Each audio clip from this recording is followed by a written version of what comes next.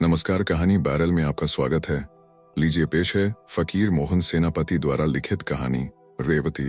हाय रेवती, हाय रेवी, हाय कलमोही, हाय कुलभक्षणी। कटक जिले के हरिहरपुर परगने में एक छोटा सा कस्बा, नाम था पाटपुर। गांव के अंतिम छोर पर एक घर में आगे पीछे 4 कमरे, आंगन की दीवार से सटी हुई थी, ढेंकीशाल, बीच में कुआं, आगे की तरफ खुलता हुआ एक सदर दरवाजा, पीछे की तरफ बाड़ी में खुलता हुआ किवाड़। बैठक खाने में बाहर के लोग आकर बैठते थे। प्रजा लगान देने के लिए यहाँ पर आकर प्रतीक्षा करती थी। श्याम बंधु मोहंती जमींदार की तरफ से गांव के मुनीम होने के नाते महीने में 2 रुपए वेतन के अलावा रसीद लिखने के लिए अलग से 2 पैसे हाथों में आ जाते थे। सब मिलाकर महीने में 4 रुपए से कम नहीं मिलते थे। परिवार का किसी भी तरह से गुजारा हो जाता था। किसी भी तरह से क्यों, कहने से अच्छी तरह से गुजर बसर हो जाती थी। घर में यह नहीं वह नहीं है ऐसी किसी के भी मुख से बात नहीं निकलती थी।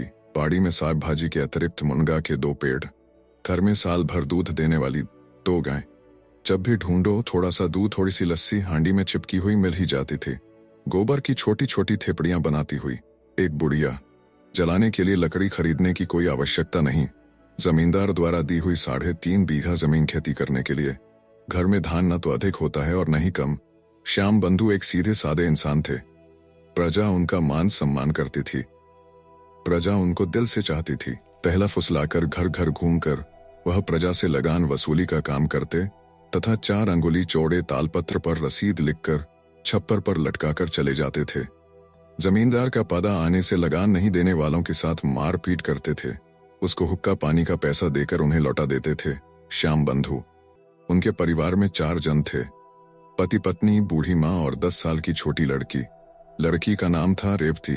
श्याम बंधु बरामदे में बैठकर कृपा सिंधु बंदन भजन गाते थे। कभी कभी दीपदानी पर दिए जलाकर भागवत का पाठ करते थे। पास में बैठकर रेवती सुनती रहती थी। सुनते सुनते वह बहुत सारे भजन सीख गई। बच्ची की आवाज में भजन सुरीले लगते थे। शाम को कोई कोई आकर बैठ जाते थे बाप बेटी के भजन सुनने के लिए। रेवती ने पिताजी से एक भजन सुन रखा था, जिनको गाने पर श्याम बंधु बहुत खुश हो जाते थे और हर दिन उसको वह भजन सुनाने के लिए कहते थे और रेवती गाती थी। किसे करूं गुहार, तुम्हारे बिना यह दीन अनाथा करो या ना करो, मेरा त्राण तुम्हारे चरणों में समर्पित है, मेरे प्राण हृदय में तेरा नाम, तुम्हारे बिना यह जगत सूना, हे हरि शीतल करो मेरा जीवन अपना प्रेमामृत कर दान। 2 साल पहले स्कूल के डिप्टी इंस्पेक्टर इस कस्बे में दौरे के दौरान वहां एक रात रुक गए थे। गांव के 4-5 मुखिया लोगों ने उनसे स्कूल खुलवाने का निवेदन किया, तो इंस्पेक्टर साहब ने अपने ऊपर वाले अधिकारियों से कहकर एक स्कूल खुलवा दिया। मास्टर जी का वेतन महीने में 4 रुपए सरकार देती थी और मास्टर जी हर बच्चे से 1 आना वसूल करते थे। मास्टर जी ने कटक नॉर्मल स्कूल के प्रशिक्षण विभाग से प्रशिक्षण की योग्यता प्राप्त की थी। मास्टर जी का नाम था वासुदेव। नाम जैसा, आदमी भी वैसा। नौजवान के अंदर की तरह बाहरी रूप रंग भी। गांव के बीच जाते हुए कभी भी सिर उठाकर किसी को भी नहीं देखते थे। उम्र अमूमन 20 साल, रूप रंग अति सुंदर, पर बचपन में कभी पी लिया हुआ था। माँ ने बोतल गर्म करके उसके सिर पर चिपका दी थी। वह दाग अभी भी मौजूद था, पर उसके चेहरे पर वह दाग अच्छा दिखता था। बचपन से वासुदेव अनाथ मामा के घर पला बढ़ा। जाति से कायस्थ। श्याम बंधु भी जाति से कायस्थ थे। कभी घर में त्योहार के समय पीठा बनने पर श्याम बंधु पाठशाला में जाकर वासुदेव को न्योता देकर आते थे कि मौसी ने तुम्हें शाम को बुलाया है पीठा खाने घर आने के लिए। इस तरह घर आने जाने से उनमें घनिष्ठता बढ़ती गई। रेवती की माँ वासुदेव को देखकर कहती थी, आह, 3 माँ का बच्चा है, क्या खाता है क्या नहीं खाता है, उसे देखने के लिए कोई नहीं है। वासुदेव को आते हुए देखकर रेवती चिल्लाकर पिताजी से कहती थी, बाबा देखो वासु भाई आए हैं। रेवती शाम के समय पिताजी के पास बैठकर वासुदेव को पुराना भजन सुनाने लगती थी। बार बार सुना हुआ भजन भी वासुदेव को नया नया लगता था। एक दिन बातों बातों में श्याम बंधु ने सुना कि कटक में लड़कियों का एक स्कूल है, जहां सिर्फ लड़कियां पढ़ती हैं तथा सिलाई बुनाई का काम सीखती हैं। उसी दिन से रेवती को पढ़ाने के लिए श्याम बंधु ने अपने मन में निश्चय कर लिया और अपने मन की बात वासुदेव के सामने रख दी। वासुदेव श्याम बंधु को पिता के तुल्य मानता था। वह कहने लगा, जी मैं भी आपसे वही बात कहने वाला था। दोनों के परामर्श से यह तय हुआ कि रेवती पढ़ाई करेगी। रेवती पास में बैठकर सुन रही थी और 2 छलांग मारकर घर के अंदर चली गई और माँ और दादी को मैं पढ़ूंगी की खबर सुना दी। माँ ने कहा, ठीक है बिटिया, तुम पढ़ोगी। पर दादी ने कहा, क्या पढ़ेगी रे, औरत जात का पढ़ाई लिखाई से क्या ताल्लुक। खाना बनाना सीख, रंगोली बनाना सीख, पीठा बनाना सीख, दही बिलौना सीख, पढ़ लिख कर क्या करेगी। रात में श्याम बंधु बरामदे में बैठकर खाना खा रहे थे, साथ में रेवती भी खा रही थी। उनकी बूढ़ी माँ सामने बैठ और थोड़ा सा खाना ला, नमक ठीक है या नहीं, आदि बहू को आदेश के रूप में कह रही थी। बातों बातों में बूढ़ी माँ ने कह दिया, श्याम रेवती पढ़ेगी, औरत जात का पढ़ाई लिखाई से क्या मतलब। श्याम बंधु कहने लगे, वह अगर पढ़ना चाहती है तो उसे पढ़ने दो, नहीं देख रही हो शंकर पटनायक की लड़कियां किस तरह से भागवत सुना देती हैं, वैदेहीश विलास के छंद गा लेती हैं। रेवती गुस्से में दादी माँ को गाली देने लगी। बूढ़ी खूसट सठिया गई है। मैं तो अवश्य पढ़ूंगी, श्याम बंधु ने कहा। हाँ हाँ तुम पढ़ोगी। बात उस दिन उतने तक सीमित रही। दूसरे दिन दोपहर के ढलने के बाद वासुदेव ने सीतानाथ बाबू के प्रथम पाठ नामक किताब रेवती को ला कर दी और रेवती खुशी खुशी पिताजी के पास बैठकर किताब को आरंभ से अंत तक पन्ने पलटकर देखने लगी। हर पन्ने में हाथी, घोड़ा, गाय आदि चित्र देखकर वह बहुत खुश हो गई। राजा महाराजा हाथी घोड़ा पालकर खुश होते हैं, कोई हाथी घोड़ों पर सवार होकर खुश होता है, मगर हमारी रेवती हाथी घोड़ों के केवल चित्र देखकर प्रसन्न हो जाती है। दौड़ते हुए किताब लेकर वह घर के अंदर गई तथा माँ को वह चित्र दिखाने लगी। उसके बाद जब वह दादी माँ को दिखाने गई तो वह झुंझला गई और कहने लगी, जा जा हट। रेवती दादी को चिढ़ाते हुए कहने लगी, बूढ़ी खूसट, आज अच्छा दिन है, बसंत पंचमी। रेवती सुबह से ही तालाब में नहाकर नए कपड़े पहनकर तैयार हो गई और सोचने लगी आज वासु भाई आकर उसे किताब पढ़ाएंगे। बूढ़ी दादी के डर से श्याम बंधु ने विद्या आरंभ का कोई आयोजन नहीं किया। 6 बजे के करीब वासुदेव ने आकर रेवती को पढ़ाना प्रारंभ किया। स्वर अ, स्वर आ, छोटी बड़ी, छोटा उ, बड़ा उ, इस तरह पढ़ाई का काम शुरू हुआ। रोज शाम को वासुदेव आकर पढ़ाकर जाता था। 2 साल में रेवती ने बहुत कुछ लिखना पढ़ना सीख लिया। मधुराव की छंदमाला पढ़ने के प्रवाह में कहीं रुकावट नहीं आती थी। एक दिन रात के समय श्याम बंधु बैठकर खाना खा रहे थे। माँ बेटा दोनों में कुछ कानाफूसी होने लगी। शायद पहले से कुछ बात हुई होगी। आज उस बात का उपसंहार था। श्याम बंधु, क्या माँ अच्छा नहीं होगा। बूढ़ी, अच्छा तो होगा, मगर जाति के बारे में पूछताछ की है। श्याम बंधु, और आज तक क्या कर रहा था मैं। अच्छा कायस्थ है, गरीब है पर अच्छी जाति का है। बूढ़ी, धन दौलत से क्या लेना देना, पहले जाति के बारे में ध्यान दो। घर में रहेगा तो श्याम बंधु, और उसका है कौन, मामा। मामी के पास थोड़ा ही जाएगा। रेवती पास में बैठकर खाना खा रही थी। इस बातचीत से क्या समझी मालूम नहीं, पर उसी दिन से हम देख रहे थे उसकी चाल ढाल बदल रही थी। पिताजी के सामने वासुदेव अगर पढ़ाने बैठते तो उसे शर्म आती थी, सिर झुकाकर होंठ दबाकर हंसी छिपाती थी। आजकल वासु भाई के पढ़ाने के समय सिर्फ हूं हां करती है। धीरे धीरे पढ़ती है और पढ़ाई खत्म होने पर मुस्कुराते हुए घर के अंदर चली जाती थी। रोज शाम को दरवाजा पकड़कर न जाने किसकी राह देखा करती थी और वासुदेव को देखकर घर के अंदर चली जाती थी। 5 बार बुलाने पर भी घर से बाहर नहीं निकलती थी। अब तो रेवती के बाहर निकलते ही बूढ़ी माँ खफा हो जाती थी। देखते देखते ही बसंत पंचमी से अगली बसंत पंचमी तक 2 साल हो चुके थे। यह तो विधाता का विधान है, किसी के भी दिन एक समान नहीं होते हैं। फाल्गुन महीना चल रहा था, कहीं पर भी कुछ नहीं था। देखते देखते ही अचानक कहीं से खबर पहुंची कि मुनीम श्याम बंधु के ऊपर देवी का प्रकोप हुआ है। गांवों और कस्बों में हैजा की महामारी फैलने से लोग अपने घरों के खिड़की और दरवाजे बंद कर देते हैं, मानो हैजा जैसी दयान बुढ़िया अपनी टोकरी में रास्ते से आदमियों को उठाकर भर लेती थी। ऐसा ही सब लोग समझते थे। किसी के भी घर कोई नहीं जाता था। श्याम बंधु के घर में 2 औरतें क्या करती और बच्ची सबको बुला बुलाकर घर के अंदर बाहर हो रही थी। वासुदेव सुनते ही स्कूल से भागकर उनके घर आ गया। उसके मन में कोई डर चिंता नहीं थी। वह श्याम बंधु के पास बैठकर उनके पैरों पर अपना हाथ घुमाने लगा तथा मुंह में बूंद बूंद कर पानी पिलाने लगा। दिन के 3 पहर समय तक श्याम बंधु वासु के मुंह की तरफ देखते हुए तुतलाते हुए कहने लगे, वासु एवं आगिन ला। वासु, यह वंश आपके हवाले छोड़कर जा रहा हूँ। वासु जोर जोर से चिल्ला चिल्ला कर सबको बुलाने लगा। घर में चहल पहल होने लगी। रेवती जमीन पर लेटे लेटे रोने लगी। गांव के लोग सुनकर कहने लगे, देखो देखो देखो क्या हो गया। देखते देखते ही श्याम बंधु खत्म हो गए। क्या करेंगे। वासुदेव तो कल का बच्चा है और घर में 2 जवान औरतें। गांव का धोबी बना सेठी एक अनुभवी आदमी है। 50-60 उम्र पार कर चुका है। कल जाना है या आज जाने से 2-4 कपड़े लत्ते मिलने की उम्मीद है। गमछे को कमर में बांधकर कुल्हाड़ी कंधे पर डालकर वह हाजिर हो गया था। गांव में कायस्थ कहने से वह एक ही परिवार था। सास, बहू, वासुदेव 3 जन ने मिलकर उनका अंत्येष्टि कर्म कर लिया। उस दुर्दिन के बाद की हालत लिखने के लिए मैं अक्षम हूं। श्मशान से लौटते समय भोर के तारे नजर आने लगे थे। घर के अंदर घुसते घुसते ही रेवती की मां को पतली दस्तें लगना शुरू हो गई। देखते देखते दोपहर को गांव में यह बात फैल गई कि रेवती की मां भी नहीं रही। दिन इसी तरह कटते जाते हैं कि कोई किसी की प्रतीक्षा नहीं करता है। किसी की पालकी के ऊपर छतरी तो किसी को बेड़ी बांधकर कोड़े बरसाना, मगर सभी ऐसे ही जी रहे हैं, जिएंगे भी इसी तरह। देखते देखते 3 महीने बीत गए। श्याम बंधु के घर में 2 गायें थी। तहबीर में बकाया रुपए के कारण जमींदार के लोग आकर उन गायों को लेकर चले गए। हम जानते हैं जमींदार के रुपयों को श्याम बंधु शिवजी के प्रसाद की तरह मानते थे। अगर 1 रुपए की बकाया वसूली भी हो तो जब तक जमींदार के खजाने में जमा नहीं हो जाती थी तब तक श्याम बंधु को नींद नहीं आती थी।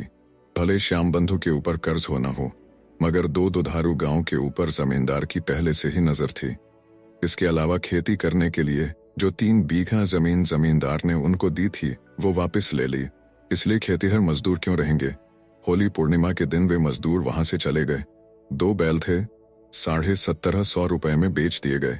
2 आदमियों की अंत्येष्टि क्रिया के खर्चे के बाद जितना बचा था मुश्किल से 1 महीना ही चल पाया। आज लूटा, कल थाली बेचकर या गिरवी रखकर, और 1 महीना गुजर गया। वासुदेव दोनों समय घर आता था। रात को 1 बजे तक बैठा रहता था। जब दादी और पोती सोने के लिए जाती थी तब वह अपने घर चला जाता था। वासुदेव उन्हें कुछ रुपए पैसे देना चाहता तो वे नहीं लेते थे। चोर जबरदस्ती से देने से भी वे पैसे उसी कोटर में पड़े रहते थे। वासुदेव इस बात को जानता था, इसलिए और पैसे नहीं देता था। बुढ़िया से 1-2 पैसे लेकर सामान खरीद कर ले आता था और उन 2 पैसों का राशन 8-10 दिन चलता था। घर का छप्पर उड़ गया था। छप्पर की मरम्मत करनी जरूरी थी। वासुदेव ने 2 रुपए का पुआल खरीदकर बाड़ी में डाल दिया था। श्राद्ध पक्ष चल रहा था, इसलिए और छप्पर का काम नहीं हो पाया था। बूढ़ी आजकल दिन रात बैठकर नहीं रोती थी, केवल शाम को रोने लगती थी। रोते रोते जमीन पर अचेत हो जाती थी और वहीं पर रात भर पड़ी रहती।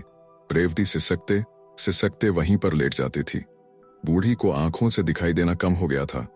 वह पागल की तरह हो गई थी। आजकल रोना कम करके रेवती को ज्यादा गाली देना शुरू किया है। इतने दुख दुर्दशा सबका मूल कारण रेवती ही है। वह बात उसके दिल में घर कर गई थी। रेवती पढ़ाई करने लगी थी, इसलिए उसके बेटे और बहू की मौत हो गई। खेत में काम करने वाला हलिया चला गया। बैल बिक गए। जमींदार गायें उठाकर चले गए। रेवती कुलक्षणी है, कुढ़ंगी है, भाग्यहीन है। बूढ़ी की आंखें कमजोर हो गई है। उसका कारण भी रेवती की पढ़ाई है। बुढ़िया के गाली देने के कारण रेवती की आंखों से आंसू निकलने लगे। वह डर के मारे बुढ़िया के सामने खड़ी नहीं हो पाती थी। आंगन के पिछवाड़े में या घर के किसी कोने में मुंह छुपाकर लकड़ी की तरह निष्प्राण होकर बैठी रहती थी। वासुदेव भी दोषी था, क्योंकि इतने दिन तक तो रेवती पढ़ाई नहीं करती थी। जब वह आया तो रेवती ने पढ़ना प्रारंभ किया, मगर बुढ़िया वासुदेव के सामने कुछ बोल नहीं पाती थी। जब वासुदेव नहीं होता था तो घर काटने दौड़ता था। फिर जमींदार का झमेला भी खत्म नहीं हुआ था। जमींदार के लोग आकर आज यह हिसाब, कल वह हिसाब मांगते थे। वासुदेव नहीं रहने से तालपत्र पढ़कर कौन जवाब देता। फिर भी जब वासुदेव नहीं रहता था, बुढ़िया कभी कभी वासुदेव के ऊपर आरोप लगाती। रेवती अब और बच्ची नहीं रही थी। उसकी आवाज और सुनाई नहीं देती थी। अब माँ बाप गुजरने के बाद से उसको घर के बाहर किसी ने नहीं देखा था। वह कुछ दिन तक चिल्ला चिल्ला कर रोती रही थी। आजकल पहले की तरह चिल्लाकर नहीं रोती थी, लेकिन दिन हो या रात उसकी आंखों का पानी नहीं सूखता था। छोटी सी जान, उससे भी छोटा उसका मन लगभग टूट गया था। उसके लिए दिन और रात बराबर हो गए थे। सूरज की रोशनी नहीं, रात को अंधेरा नहीं, जैसे कि सारा संसार सूना हो गया था। केवल माँ बाप की छवि ही उसके दिल में छाई हुई थी। माँ यहीं पर बैठी है, पिताजी कहीं जा रहे हैं। उसकी आंखों में केवल ये दोनों ही दिख रहे थे। माँ बाप मर चुके थे, वे लोग कभी लौटेंगे नहीं, इस बात पर वह विश्वास नहीं कर पा रही थी। न पेट में भूख, न आंखों में नींद। दिन रात माँ और पिताजी पर ध्यान टिका हुआ था। दादी माँ के डर से खाने के लिए बैठती थी तो उठती ही नहीं थी। शरीर केवल अस्थिपंजर बनकर रह गया था। केवल वासुदेव के घर आने से उठकर बैठती थी। बड़ी बड़ी आंखों से घूर घूर कर वासुदेव की तरफ देखती रहती थी। वासुदेव के देख लेने से एक छोटी सी सांस लेकर सिर नीचे कर लेती थी। जब तक वासुदेव पास में रहता था तब तक उसको ही निहारती रहती थी। उस समय उसे कोई और सुध नहीं होती थी। मन, आंखें, विचार, हृदय सब कुछ वासुदेवमय हो जाता था। श्याम बंधु को गुजरे हुए आज 5 महीने हो गए थे। जेठ का महीना था। ठीक दोपहर में वासुदेव ने दरवाजे पर आकर आवाज दी। वह ऐसे समय पर कभी आता नहीं था। बूढ़ी ने बड़ी मुश्किल से जाकर दरवाजा खोला। वासुदेव ने कहा, दादी माँ, हरिहरपुर थाने में बैठकर डिप्टी इंस्पेक्टर पाठशाला के बच्चों से सवाल पूछेंगे। सभी स्कूलों के बच्चे जाएंगे। मेरे पास भी खत आया है। मैं कल सुबह बच्चों को लेकर हरिहरपुर जाऊंगा। 5 दिन लग जाएंगे। दरवाजे के कोने में खड़ी होकर सारी बातें सुन रही थी रेवती। सुनते ही वह वहीं धप से बैठ गई। यह तो उसकी तकदीर अच्छी थी कि उसने दरवाजे को पकड़ा रखा था, वरना वह जमीन पर गिर जाती। वासुदेव ने 5 दिन का राशन लाकर घर के आंगन में रख दिया था। बूढ़ी को प्रणाम करके वह शनिवार शाम के समय निकल गया। बूढ़ी ने कहा, बेटा धूप में घूमना नहीं, अपनी तबीयत का ख्याल रखना, समय पर खाना खा लेना। यही कहकर बूढ़ी ने एक लंबी सांस भरी। रेवती एकटक वासुदेव को देख रही थी। आज की नजर कुछ अलग प्रकार की थी। पहले वासुदेव को देख लेने से सिर झुका लेती थी। आज वह भाव नहीं थे, एकटक वासुदेव को ही देख रही थी। वासुदेव की भी नजर आज पहले जैसी नहीं थी। पहले रेवती को अच्छी तरह देखने की प्रबल इच्छा होने के बावजूद भी वासुदेव रेवती को ठीक से देख नहीं पाता था। लेकिन आज चारों आंखों का मिलन हो गया था। आंख लौटाना जैसे कि किसी के बस में नहीं था। वासुदेव चला गया, मानो घर के चारों ओर अंधेरा हो गया था। रेवती जैसे खड़ी थी वैसे ही खड़ी रही। बूढ़ी के चिल्लाने से उसे चेतना आई। घर बाहर चारों तरफ अंधेरा ही अंधेरा। रेवती बैठे बैठे दिन गिन रही है। पूरे 6 दिन बीत चुके हैं। माँ बाप के गुजरने के बाद से घर के बाहर झांकी तक नहीं थी, लेकिन आज 2 बार घर से बाहर आकर देखकर चली गई थी। समय लगभग सुबह के 6 बज रहे होंगे। हरिहरपुर से सभी बच्चे लौट आते ही गांव के लोगों ने बातें करनी शुरू कर दी। हरिहरपुर से लौटते समय गोपालपुर के पास बरगद के नीचे ही मास्टर जी को पतली टट्टी शुरू हो गई। 4 बार पाखाना गए और आधी रात के समय उनका देहांत हो गया। गांव के लोग हाय हाय कर रहे थे। लड़के लड़कियां, माताएं, औरतें सब चिल्ला चिल्ला कर रोने लगे। किसी ने कहा, कितना सुंदर रूप था। किसी ने कहा, कितना सज्जन एवं सुशील था। किसी ने कहा, रास्ते पर चलते समय मक्खी भी न मरे, इतना ध्यान रखता था वह मास्टर जी। रेवती ने सुना, बूढ़ी ने भी सुना। रोते रोते बूढ़ी का कंठ रूंध सा गया और वह रो नहीं पाई। आखिर में बूढ़ी इतना ही कह पाई, बेचारे ने विदेश में आकर अपनी बुद्धि से ही के कारण प्राण त्याग गया दिए। बूढ़ी यह कहना चाह रही थी कि वासुदेव अपनी दुर्बुद्धि से रेवती को पाठ पढ़ाने के कारण से ही मर गया, अन्यथा वह कभी नहीं मरता। सुनने के बाद से ही रेवती घर के अंदर पड़ी हुई थी। कोई शब्द नहीं कि होश भी नहीं। ऐसे ही वह दिन बीत गया। उसके अगले दिन सुबह रेवती को पास में नहीं देखकर बूढ़ी चिल्लाने लगी, हाय रेवती, हाय रेवती, हाय रेवती, हाय रेवती, हाय कलमोही, हाय कुलभक्षणी। बूढ़ी पागल जैसे हो गई थी। रोना धोना कुछ भी नहीं, केवल गुस्से में दिन और रात रेवती को ही गाली दे रही थी। पड़ोस के लोग रास्ते में आने जाने वाले जब चाहे तब सुन रहे थे, हाय रेवती, हाय रेवती, हाय रेवी, हाय कलमोही, हाय कुलभक्षणी। बूढ़ी को आंखों से ठीक से दिख नहीं रहा था। खोज खोज कर बड़ी मुश्किल से वह रेवती के पास पहुंची। उसको बुलाया, कुछ भी जवाब नहीं पाकर उसने रेवती के शरीर के ऊपर हाथ घुमाया। जोर से बुखार था, आग की तरह ताप रहा था उसका शरीर। रेवती को होश नहीं था। काफी देर तक बूढ़ी बैठे बैठे कुछ सोचती रही। क्या करेगी, क्या करेगी, किसको बुलाएगी। मन ही मन पूरे जगत को टटोल लिया। पास में कोई नहीं मिला। कुछ निर्णय नहीं कर पाई। आखिरी में खफा होकर बोली, जानबूझकर खड़ी की गई समस्या का समाधान कहाँ। लड़की होकर तुमने पढ़ाई की, इसीलिए तुम्हें बुखार पकड़ा। इसमें मैं क्या कर सकती हूँ। एक दिन बीता, दूसरा, तीसरा, चौथा, 5वां दिन भी बीत गया। रेवती जैसे कि मिट्टी के ऊपर चिपक गई थी। नहीं आंख खोल रही थी, बुलाने से भी कोई उत्तर नहीं। हाँ कुछ भी नहीं। 6वां दिन था। आज सुबह से 2-4 बार आवाज दी थी रेवती ने। आवाज सुनकर बूढ़ी उसके पास में गई। शरीर के ऊपर हाथ लगाकर देखा। हाथ पांव ठंडे। बुलाने से हूं कर जवाब दिया। घूर घूर कर वह मुंह ताक रही थी। कुछ नहीं पूछने से भी कितना कुछ पूछ रही थी। कोई कविराज देखते, तृष्णादाह प्रलापश्च, इस तरह श्लोक पढ़कर कहते सन्निपातस्य लक्षणम। लेकिन बूढ़ी कुछ खुश हो गई। शरीर में बुखार नहीं था, बात नहीं कर रही थी, लेकिन अब मुंह खोलने लगी। देख नहीं रही थी, अब आंख खोलने लगी थी। पीने के लिए पानी मांग रही थी। पूरे 6 दिन हो गए थे, जुबान पर एक बूंद पानी नहीं लगा था। कुछ खाना पेट में जाएगा तो बच्ची उठकर बैठेगी। तू सोते रहे, मैं कुछ खाना पका कर ला रही हूँ, यह कहकर बूढ़ी बाहर चली गई। खाना क्या पकाएगी? धर में डिब्बा, टोकरी सब टटोल लिया, कहीं भी एक मुट्ठी चावल नहीं मिला। एक लंबा सांस छोड़कर कुछ देर तक बैठी रही। वासु 5 दिन का राशन देकर गया था। उसमें किस तरह से 10 दिन निकल गए थे। आंखों में रोशनी होती तो शायद बूढ़ी समझ पाती। जो भी हो, शांति से विचार करने से बुद्धि निकलती है। घर में कांसा बर्तन कुछ भी नहीं था। हाथ में एक पुराना टूटा फूटा लोटा आया। उसी को लेकर हरिसाह की दुकान की तरफ निकल पड़ी। हरिसाह का घर गांव के ठीक बीच में था। उसकी रोजाना खुलने वाली दुकान नहीं थी। यही कुछ चावल दाल नमक तेल ही रखता था। किसी दिन कोई विदेशी पहुंच जाता है तो वही खरीदता है, नहीं तो जरूरत के समय कभी कभार गांव के लोग खरीदते थे। बूढ़ी किसी भी तरह लोटा पकड़कर हरिसाह के दरवाजे पर पहुंच गई। बूढ़ी के हाथ में लोटा देखकर हरिसाह सब समझ गया। अपना अभिप्राय बूढ़ी के मुंह से सुनने के बाद हरिसाह ने लोटे को अपने हाथ में ले लिया। लोटे को उलट पलट कर देखा और वह कहने लगा, मेरे घर में चावल वावल नहीं है। ऐसे टूटे फूटे लोटे के बदले कौन चावल देगा? हरिसाह के घर में चावल नहीं था या चावल देने की इच्छा नहीं थी, यह बात नहीं थी। सस्ते में फायदा उठा लेने के लिए ही वह एक ढोंग था। चावल नहीं है सुनकर बूढ़ी के सिर पर जैसे कि वज्र गिर गया हो। क्या करेगी? बच्ची अभी अभी बुखार से उठी है, उसके मुंह में क्या डालेगी? कुछ देर तक वह ऐसे ही बैठी रही। सांझ हो रही है, चलती हूँ, बच्ची क्या कर रही है देखती हूँ, कहकर बूढ़ी लोटा लेकर उठ ही रही थी। तभी हरिसाह ने कहा, दो लोटा दे दो, देखता हूँ घर में क्या है। लोटा रखकर हरिसाह ने एक सेर चावल, थोड़ी दाल और कुछ नमक दिया। बूढ़ी 4-6 जगह में बैठते उठते किसी तरह घर पहुंची। अभी तक बूढ़ी ने दातुन भी नहीं किया था। शरीर और मन के कष्ट की बात किससे कहती। घर पहुंचते ही उसने रेवती को आवाज दी। उसका विश्वास था कि रेवती ठीक हो गई है, पानी निकाल देगी, रेवती चावल पकाएगी। रेवती से कोई जवाब नहीं पाकर खफा होकर बुलाने लगी, हाय रेवती, कलमोही, हाय कुलभक्षणी। पर कोई जवाब नहीं। इधर रेवती की सन्निपात की बीमारी धीरे धीरे बढ़ रही थी।